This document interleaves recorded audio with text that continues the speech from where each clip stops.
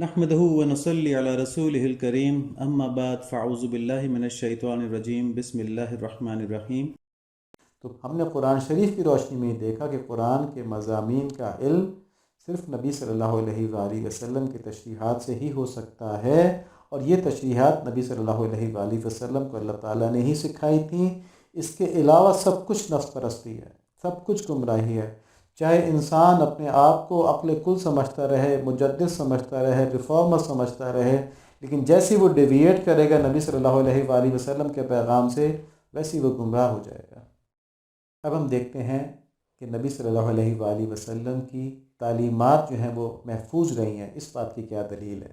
وہ کہتے ہیں نا کہ 1400 سال پہلے کی احادیث ہیں، جی پتہ نہیں کسی نے کیا کہہ دیا، کسی نے کیا کہہ دیا، ہمیں کیا پتہ کہ نبی صلی اللہ علیہ وآلہ وسلم نے یہ بات کی کہ نہیں کی۔ تو اب ہم اس کی دلیل دیکھتے ہیں کہ یہ محفوظ ہیں۔ دیکھیں، ایسا تو ہوا ہے کہ احادیث کے اندر بہت سے انسانی شیاطین نے جھوٹی روایتیں ڈالنے کی کوشش کی ہے، لیکن وہ سب کی سب پکڑی گئی ہیں۔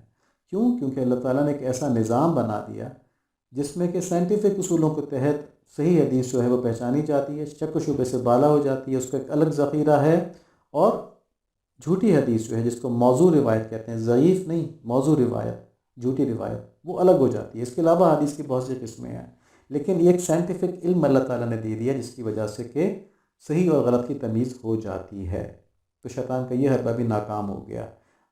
اب صحیح کی حفاظت ہوئی ہے کہ نہیں ہوئی؟ تو اس کے لیے ہم قرآن شریف کی دلیل لیتے ہیں۔ دیکھیں، قرآن شریف کی حفاظت کے بارے میں جو آیات ہیں وہ کیا ہیں؟ سورہ قیامت کی آیات نمبر 17 سے لے کے 19 تک۔ ان علینا جمعہ وقرآنہ فاذا قرأناہ فاتبع قرآنہ ثم ان علینا بیانہ، کہ اے نبی صلی اللہ علیہ وآلہ وسلم یقین رکھیں کہ اس قرآن کو یاد کرانا اور پھر آپ کی زبان سے پڑھوانا ہمارے ذمہ ہے۔ ٹھیک ہے، دوبارہ میں پڑھتا ہوں اس آیت کو کہ اے نبی صلی اللہ علیہ وآلہ وسلم یقین رکھیں کہ اس قرآن کو یاد کرانا اور پھر آپ کی زبان سے پڑھوانا ہمارے ذمہ ہے۔ پھر جب اسے حضرت جبریل علیہ السلام کے واسطے سے ہم پڑھا کریں تو آپ صلی اللہ علیہ وآلہ وسلم اس کو سنا کریں اور پھر اسی طرح پڑھا کریں، پھر اس کے معنی واضح کر دینا بھی ہمارے ذمے ہے۔ ثم ان علینا بیانہ، تو یہاں پر معنی کی حفاظت کا ذمہ بھی اللہ تعالیٰ نے لے لیا۔ تو ان آیات سے معلوم ہوا کہ قرآن کے الفاظ اور معنی دونوں کی حفاظت اللہ تعالیٰ نے اپنے ذمے لیے۔ اور اگر ایسا نہ ہوتا، لیکن لاجیکل اس میں بھی دیکھ لینا فریم ورک میں اس کو، کہ خالی قرآن کی حفاظت جبکہ اس کے معنی اس کے الفاظ کے علاوہ ہیں، کیونکہ ان کی تعلیم کا علیحدہ ذکر ہوا ہے، تو خالی الفاظ کی حفاظت وہ تو ہدایت کا نظام قائم رکھنے کے لیے کافی نہ ہوتی نا۔ تو الفاظ کے ساتھ جب معنی کی حفاظت ہوگی اور پھر ان معنی کے اوپر پریکٹس کی بھی حفاظت ہوگی، تب ہدایت کا نظام قائم ہوگا۔ اور اللہ تعالیٰ کے عدل کا تقاضا یہ ہے کہ جب تک کہ ہدایت کا نظام پورا قائم نہ ہو، اللہ تعالیٰ حساب کتاب نہیں لیں گے۔ جب اللہ تعالیٰ نے ہدایت کے اس نظام کو قائم رکھا ہوا ہے قیامت تک کے لیے، تبھی قیامت تک کے آنے والے لوگوں کے لیے حساب کتاب کا نظام بھی قائم ہے۔ تو یہ چیزیں محفوظ ہیں۔ اب دیکھیں الفاظ کی حفاظت میں کیا چیز ہے، کہ صرف یہی نہیں کہ الفاظ نہیں بدلیں گے، بلکہ ان کی ادائیگی کے طریقے جو ہیں، تجوید کے طریقے جو ہیں، وہ بھی محفوظ ہیں۔ تو اسی طرح معنی کی حفاظت کس طرح ہوئی ہے، اس کو سمجھنے کے لیے دو باتیں سمجھیں۔ دیکھیں، قرآن شریف کی کچھ آیات جو ہوتی ہیں یہ محکمات کہلاتی ہیں۔ ان کا مطلب تو قرآن شریف پڑھتے ہی یا اس کے ترجمے کو دیکھتے ہوئے براہ راست معلوم ہو جاتا ہے۔ جیسے هو اللہ الذی لا الہ الا ہو، کہ اللہ وہ ہے جس کے سوا کوئی معبود نہیں۔ تو اس میں معنی فوراً کمیونیکیٹ ہو گیا نا، کہ اللہ وہ ہے جس کے سوا کوئی معبود نہیں، اللہ تعالیٰ کے علاوہ کوئی عبادت کے لائق نہیں ہے۔ تفصیل نہیں جاننے، بس یہ معلوم ہو گیا کہ عقیدہ ہے ہمارا، ہمیں معلوم ہو گیا۔ تو اس آیت کے معنی جو ہیں وہ اس کے الفاظ کے ساتھ ہی محفوظ ہو گئے۔ اگر الفاظ محفوظ ہوتے ہیں تو معنی خود بخود ساتھ محفوظ ہو گئے۔ اب ایک اور آیت دیکھتے ہیں ہم، وَأَقِيمُوا الصَّلَاةَ وَآتُوا الزَّكَاةَ وَارْكَعُوا مَعَ الرَّاكِعِينَ۔ تو اس آیت میں الفاظ کے ساتھ حکم تو محفوظ ہو گیا کہ نماز کو قائم رکھو، زکوٰۃ دو اور رکوع کرو رکوع کرنے والوں کے ساتھ۔ حکم تو معلوم ہو گیا ان الفاظ کے ساتھ، لیکن نماز کیسے قائم کرنی ہے، زکوٰۃ کتنی دینی ہے، رکوع کرو رکوع کرنے والوں کے ساتھ، اس کا کیا مطلب ہے، اس کی تفصیل قرآن شریف میں کہیں نہیں ہے۔ تو اس کی تفصیل ہمیں نبی صلی اللہ علیہ وآلہ وسلم کی تعلیمات، ان کی سنت، ان کے اسوا سے معلوم ہوتی ہے۔ تو جب اللہ تعالیٰ نے یہ فرمایا کہ میں قرآن کے الفاظ کی حفاظت کروں گا، میں قرآن کے معنی کی بھی حفاظت کروں گا، تو پھر معنی کی حفاظت کا کیا مطلب ہوا کہ وہ ساری احادیث، وہ ساری روایات جن سے کہ سنت نکلتی ہے، جن سے کہ عقائد نکلتے ہیں، جن سے کہ دین حق نکلتا ہے، وہ اللہ تعالیٰ محفوظ فرمائیں گے۔ تو اللہ تعالیٰ نے محفوظ فرمائے۔ اگر یہ ہم کہہ دیں کہ جی وہ محفوظ نہیں ہے ذخیرہ، تو پھر ہم یہ کہتے ہیں کہ ہدایت کا نظام ہی محفوظ نہیں ہے، اور پھر ہم یہ کہتے ہیں کہ کیونکہ ہدایت کا نظام محفوظ نہیں ہے تو اللہ تعالیٰ کی شان سے یہ بعید ہے کہ وہ بندے کے لیے ہدایت کا بندوبست تو کرے نا اور اس کا حساب کتاب لے لیں۔ کتنی عجیب بات ہے۔ تو ان آیات سے، ان احادیث سے اور اس لاجیکل ریزننگ سے یہ بات بڑی واضح ہو جاتی کہ کوئی شخص یہ نہیں کہہ سکتا کہ احادیث کا ذخیرہ ہدایت حاصل کرنے کے لیے محفوظ نہیں ہے۔ اگر وہ یہ کہے گا تو وہ قرآن کا انکار کر دے گا۔ ٹھیک ہے جی، تو قرآن کا انکار کر دے گا وہ، اور پھر اسی قرآن سے اپنی مرضی کا مطلب نکال رہا ہوگا۔ تو گمراہ کے لیے اس کی عقل کام کرنا بند کر دیتی ہے، صرف نفس اس کو برقرار رہا ہوتا ہے۔ کبھی وہ دنیاوی دولت کے لیے ایسا کرتا ہے، کبھی دنیاوی جاہ کے لیے ایسا کرتا ہے کہ لوگ کہیں گے بابا بابا کتنا یہ ذہین آدمی، دیکھو اس نے آج ایسی بات کر دی، باقی سارے مولوی تو ویسی باتیں کرتے تھے۔ اس کو بھی انشاءاللہ دیکھیں گے۔ حضرت معاذ بن جبل رضی اللہ عنہ کی ایک حدیث ہے جس میں انہوں نے فرمایا ہے کہ ایسے لوگ پیدا ہو جائیں گے جو نئے معنی نکال کے شہرت حاصل کرنا چاہیں گے۔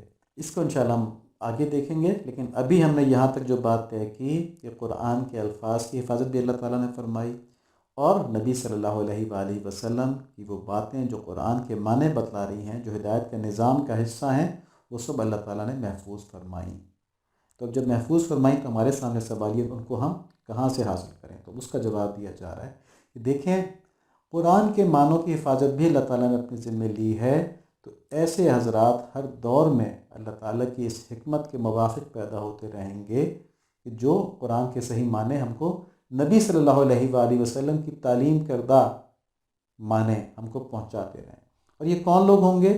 یہ وہ لوگ ہوں گے جو اب تک نسل در نسل تواتر سے پہنچنے والے دین کی مخالفت کر کے نئی باتیں نہیں نکالتے ہوں گے، بلکہ متواتر دین پر دسترس رکھتے ہوں گے، اس کی حفاظت کرنے والے ہوں گے۔ متواتر دین کیا کہ جو نبی صلی اللہ علیہ وآلہ وسلم سے صحابہ تک پہنچا، صحابہ نے تابعین کو سکھایا، تابعین نے تبع تابعین کو سکھایا، اس طرح ہر اگلی نسل کے اندر وہ آتا گیا، سند کے ساتھ آتا گیا، اور ان علماء کے ساتھ وہ محفوظ ہے۔ وہ کوئی نئی بات نہیں کرتے، وہ وہی بات کرتے ہیں جو وہاں سے چلی آ رہی ہے، کتابوں کے اندر محفوظ ہے۔ تو ہم نے دین ان سے سیکھنا ہے۔ دیکھیں، وقت بدلنے کے ساتھ نئی صورتحال پیدا ہو سکتی ہے، اور نئی صورتحال، نئے مسائل، ان کا حل قرآن اور سنت کی روشنی میں نکالنا یہ ایک الگ بات ہے۔ لیکن احادیث کا انکار کرتے ہوئے وہ مسائل اور وہ عقائد جو امت کے اندر نسل در نسل پہنچتے چلے آ رہے ہیں، بڑے متقی لوگوں کی زبانوں سے، بڑے تقوی والے لوگوں کی زبانوں اور تحریروں سے، ان کا انکار کر کے اپنی مرضی اور اپنی خواہش کے مطابق نئے معنی پہنا دینا، یہ بات جو ہے یہ قرآن کو اور دین کو تبدیل کر دینا ہے۔ یہ بالکل الگ بات ہے۔ نئے مسائل کا حل قرآن شریف اور سنت کے اصولوں کے تحت نکالنا یہ اجتہاد ہے، یہ الگ چیز ہے۔ لیکن وہ مسائل جو کہ نبی صلی اللہ علیہ وآلہ وسلم کے دور سے اب تک چلے آ رہے ہیں، جن کے بارے میں ہمیں واضح حکم موجود ہے، یا جن کے بارے میں ہم سے بہتر دور کے اندر اس دور کے بہترین متقی لوگ فیصلہ کر چکے ہیں، قرآن اور سنت کی روشنی میں کر چکے ہیں، ان کو آج تبدیل کر دینا یہ گمراہی ہے۔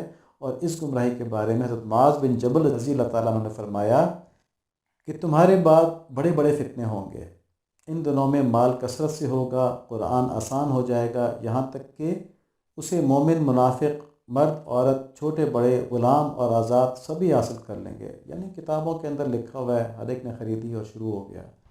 تو قریب ہے کہ کہنے والا کہے گا، اب غور سے سنیں کہ معاذ بن جبل رضی اللہ عنہ کیا فرما رہے ہیں۔ قریب ہے کہ کہنے والا کہے گا، لوگوں کو کیا ہو گیا ہے، میری پیروی نہیں کرتے، حالانکہ میں نے قرآن پڑھا ہے۔ پھر کہے گا کہ وہ میری پیروی اس وقت تک نہیں کریں گے جب تک میں ان کے لیے اس کے علاوہ کوئی نئی چیز نہ نکالوں۔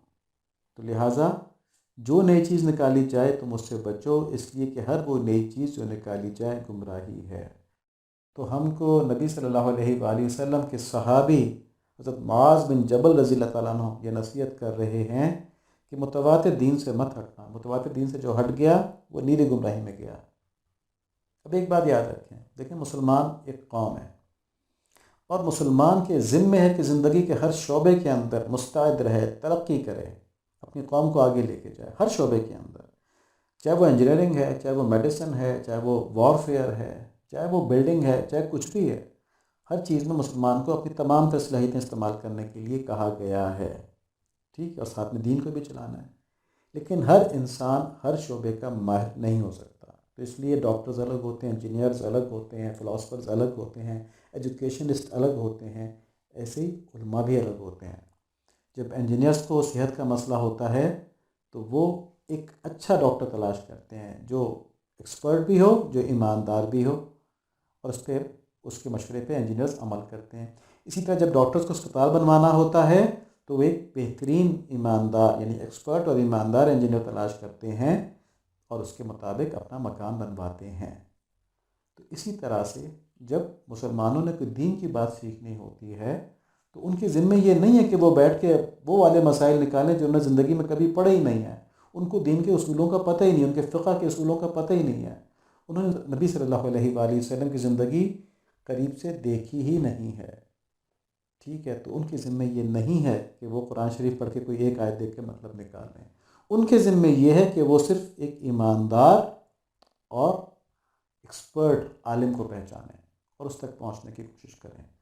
اور اس کی ایک بڑی آسان نشانی یہ ہے کہ جس عالم کے اوپر اس دور کے علماء بھروسہ کرتے ہیں، ٹھیک ہے، جس عالم کے اوپر اس دور کے بہت سے علماء، اکثر علماء بھروسہ کرتے ہیں، اس عالم کو پکڑ لیں، جس کے اوپر علماء بھروسہ کر رہے ہیں وہ ہمارے لیے کافی ہے انشاءاللہ۔ اب دوبارہ اسی بات کو اس انداز میں کہہ رہا ہوں کہ دیکھیں دوزخ سے بچنا اور جنت میں جانا یہ ہمارے لیے ضروری ہے، تو جب ہمارے لیے کوئی ضروری کام ہوتا ہے اس کے لیے ہم ایکسپرٹس کی رہنمائی لیتے ہیں، تو اس کے لیے بھی ہمیں دینی ایکسپرٹس کی رہنمائی لینی ہوگی، وہ ہمیں قرآن اور سنت ان دونوں کی روشنی میں مسائل بتائے گا۔ لیکن سنت کے نبی صلی اللہ علیہ وآلہ وسلم کی تعلیمات جو ہیں اس کے بغیر دین مکمل ہی نہیں ہے، اور جب ہم نبی صلی اللہ علیہ وآلہ وسلم کی تعلیمات کی روشنی میں دین کو حاصل کریں گے تب ہی ہم کامیاب ہوں گے۔ قرآن شریف کے دقیق مسائل حدیث کے بغیر یعنی نبی صلی اللہ علیہ وآلہ وسلم کی تعلیمات میں مہارت کے بغیر سمجھے ہی نہیں جا سکتے۔ جو سمجھتا ہے کہ میں کر لوں گا وہ ایک بہت بڑی جہالت کے اندر مبتلا ہے، کیونکہ اس کو بڑا زوم ہے اپنے اوپر۔ جو چیز صحابہ نہیں کر سکے وہ یہ کہہ رہا ہے کہ میں کر لوں گا، صحابہ نے نبی صلی اللہ علیہ وآلہ وسلم سے سیکھا، یہ کہتا ہے میں الفاظ سے مطلب نکال کے جان لوں گا اللہ تعالیٰ کیا چاہ رہے ہیں۔ اور ایک اور بڑا مسئلہ یہ ہے کہ جب عوام، ہم جیسے عوام یعنی جو دین کے ایکسپرٹ نہیں ہے، عوام سے مراد یہ نہیں کہ پرائم منسٹر جو عوام میں شامل نہیں ہوتا، عوام سے مراد یہ کہ دین کے لحاظ سے عام لوگ یعنی جو دین میں ایکسپرٹ نہیں ہیں، جب وہ اپنی توجہ ان کنفلکٹنگ چیزوں کے اوپر لگا دیتے ہیں نا، تو پھر وہ محبت والے جذبے سے عاری ہو جاتے ہیں، پھر وہ عمل والے جذبے سے عاری ہو جاتے ہیں، پھر وہ قرآن کی تاثیر سے محروم ہو جاتے ہیں، اور پھر ان کی جو ہے اختلافات کے اندر طبیعت الجھ جاتی ہے، اور وہ اختلافات اللہ تعالیٰ کی محبت کی کیفیت سے غافل کر دیتے ہیں۔ تو خلاصہ کیا ہوا کہ عوام کے لیے ضروری ہے کہ وہ صرف علماء، سخا علماء، اہل سنت والجماعت ان کے پیچھے چلیں۔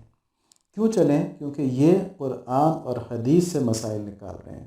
جو قرآن اور حدیث سے مسائل نہ نکال رہا اس کے پیچھے نہ چلیں، ٹھیک ہے، اس کے پیچھے نہ چلیں۔ تو کیا ہوا کہ ہمارے لیے تدبر فی القرآن کیا ہے عوام کے لیے؟ نمبر ایک کہ ہم اس کے اندر جو ترغیبات ہیں تقوی حاصل کرنے کی ان پہ غور کریں، جو نشانیاں اللہ تعالیٰ کی معرفت کی نشانیاں ہیں ان کو سمجھنے کی کوشش کریں۔ لیکن ہم مسائل اور عقائد جن کے اندر اختلافی چیزیں آ جاتی ہیں، جن کے اندر نفس ہمارا انوالو ہو جاتا ہے، اس کے لیے ہم علماء کی طرف رجوع کریں۔ اور کون سے علماء؟ ہر عالم نہیں، جو اپنے آپ کو عالم کہتے وہ عالم نہیں، وہ علماء جو کہ متواتر دین کو پہنچا رہے ہیں، جو سبجیکٹ اسپیشلسٹ ہیں، جن کو اللہ تعالیٰ نے اسی کام کے لیے چنا ہے۔ ان کو ہم کہتے ہیں اہل سنت والجماعت۔ اہل سنت والجماعت کون لوگ ہیں؟ جو نبی صلی اللہ علیہ وآلہ وسلم کی سنت اور صحابہ کی جماعت کے پیچھے ہوتے ہیں۔ تو اس میں 4 امام ہیں، امام ابو حنیفہ رحمۃ اللہ علیہ، امام مالک رحمۃ اللہ علیہ، امام شافعی رحمۃ اللہ علیہ، امام احمد بن حنبل رحمۃ اللہ علیہ، اور یہ بڑے متقی پرسنالٹیز تھیں، اپنے دور کی ایسی پرسنالٹیز تھیں جن کے بارے میں تاریخی شہادتیں موجود ہیں کہ یہ بہت تقوی والی بھی تھیں، بہت حادثے والی بھی تھیں، بہت علم والی بھی تھیں، بہت انالیٹیکل اسکلز بھی تھیں ان کی نا، جن کو اللہ تعالیٰ نے نابغہ روزگار بنایا تھا۔ تو اگر ان کے پیچھے نہیں چلنا تو کم سے کم احادیث کے اندر تو رہیں، احادیث کے اندر تو رہیں۔ ٹھیک ہے، اللہ تعالیٰ ہمیں نصیب فرما دے۔ یہاں پر ہم آخر میں ایک حدیث پڑھتے ہیں جس سے کہ معلوم ہوگا کہ قرآن کے ساتھ نبی صلی اللہ علیہ وآلہ وسلم کی سنت جو ہے یہ ہدایت کے نظام کا لازمی حصہ ہے۔ تو حجۃ الوداع کے موقع پر نبی صلی اللہ علیہ وآلہ وسلم نے فرمایا، اے لوگو، بے شک میں نے چھوڑی ہے تمہارے درمیان ایسی چیز کہ اگر تم اسے پکڑے رہو گے تو کبھی راہ سے نہیں ہٹو گے۔ وہ چیز اللہ کی کتاب اور اللہ کے نبی صلی اللہ علیہ وآلہ وسلم کی سنت ہے۔ بخاری شریف کی روایت ہے۔ اللہ تعالیٰ ہمیں یہ بات سمجھنے کی توفیق نصیب فرما دیں کہ ہم قرآن کو نبی صلی اللہ علیہ وآلہ وسلم کی تعلیمات کی روشنی میں سمجھنے اور اس سے اپنے لیے احکام حاصل کرنے والے بن جائیں، اور اس کے لیے ہمیں صحیح علماء کی طرف رہنمائی ہو جائے۔ اللہم آمین بحرمت النبی الکریم علیہ وعلی آلہ الصلاۃ والتسلیم۔ اللہم صلی علی سیدنا مولانا محمد النبی الامی وعلی آلہ وصحبہ وبارک وسلم تسلیما کثیرا کثیرا۔